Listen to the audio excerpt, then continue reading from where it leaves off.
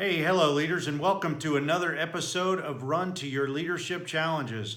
Today is episode number 367, and I've titled this show today Leadership Faith.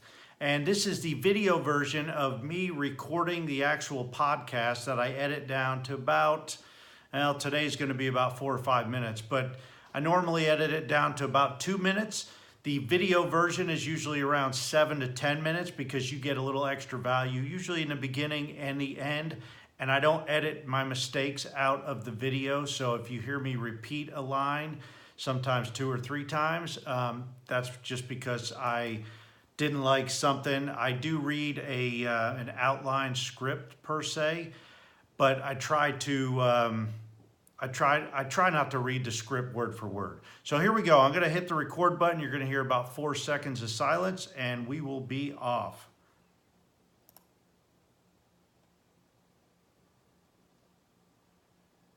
Hello, leaders, and welcome to another episode of Run to Your Leadership Challenges. So today is a very special day, and I want to talk to you about leaders' faith. Now, before I begin, I just want to tell you that today I want to share my faith. And if that type of conversation kind of offends you, please just skip this version and continue listening on Monday, because I'm going to share a little bit more about faith in tomorrow's episode when I talk about leaders' patience. Okay, so if you're still listening, don't say that I didn't give you fair warning to totally tune out and skip this episode. Now, I believe faith is a crucial part in a leader's journey. You see, according to Webster's online dictionary, faith has quite a few different meanings. First, it is an allegiance to duty or a person.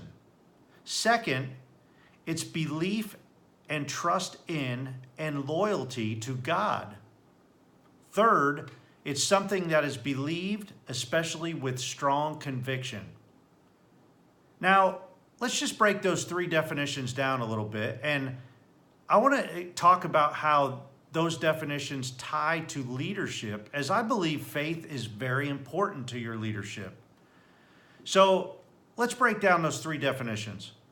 An allegiance to duty or person.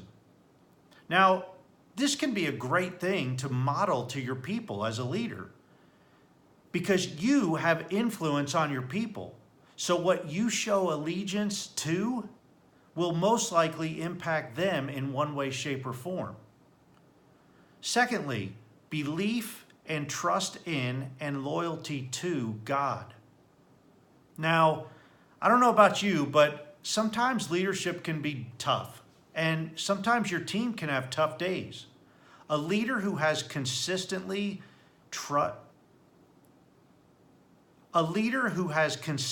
trust in God during extreme difficulties provides hope to his or her people, regardless of what your individual beliefs are. These leaders show there is always something to look forward to.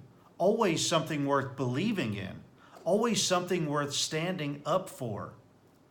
And lastly, something that is believed, especially with strong conviction. Now, this 3rd definition is one that I especially love because of the emphasis on strong conviction. Just think about what that looks like in a leader. Do you think it impacts the leader's innermost feelings, beliefs, values, and thoughts? Well, I certainly do. So when you add up all these 3 definitions of faith, you can see that faith is a great character trait to have as a leader. It gives your people hope in bright times and in dark times. It models the way for them to follow, and it impacts people's deep values and beliefs. Now, today is Good Friday. And I wanted to take an opportunity to share a little bit about my faith because today is truly a special day. You see, I'm a Christian, always have been.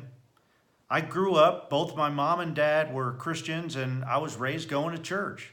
Now, not every Sunday, but always on Easter. I mean, always. And that was a special day for the whole family. Man, That was a day my dad even went to church. We would all get dressed up, and I remember my dad singing those old hymns very loudly to the point where it kind of embarrassed us kids a little bit. But man, truth be told, I loved hearing him sing. His two favorite Easter hymns, man, I could still hear him singing it. They were Christ the Lord is risen today and Up from the grave he arose. And like I said, I hear those, just saying those hymns, I can hear him singing them. And man, just saying those two titles of those two hymns, I can see and hear my dad still singing them. So Good Friday is the day Christians believe that Jesus Christ was crucified. Now, if you're thinking that's a strange name to call a day that somebody was crucified, now, if you think that's a strange name to call a day that somebody was crucified on, well, you're not alone. My fourth graders that I teach on Sunday morning brought this up. My fourth graders brought this same point up last Sunday in Sunday school and asked why it's called Good Friday if Jesus died such a terrible death on this day. Well, that's where the story gets good. You see, the Bible tells us that Jesus lived a perfect life and died on the cross to save us. He took on the weight of all the world's sin and willingly died a gruesome death on a wooden cross for you and for me. He died even for the people who hated him and still hate him and still hate the thought of him today. Today marks a very special day in the story of the good news that can save you and save me. And I'd love to share more if you want to hear. So if you do, just give me a call or email me. My email is paulgrau that's PAULGRAU @currentleadershipcoaching.com, or my phone number is 501-743-5614. You know, there's just nothing that you've ever done or will do that can't be washed away clean with what Jesus did for you today, nearly 2,000 years ago. And that is good friend. And that is good news. That's why we call it Good Friday. Hey, thanks for listening. I hope you have a great Easter weekend, and please join us tomorrow for the weekend edition as I'm going to share some stuff about the challenge of patience in leaders. As always, I appreciate you for listening. Have a great rest of your day and run to your challenges. Woo, that was a long one. I'm going to tick off the Alexa briefers or the Alexa listeners tomorrow because they like those short versions. So I'll probably get some negative feedback, you know, especially being that I talked about my faith. But you know what? My faith is as much a part of me and as much a part of this business as anything in this world. And it's who I am. The strong conviction that I feel in my faith and my belief, that's me. I can't suppress that.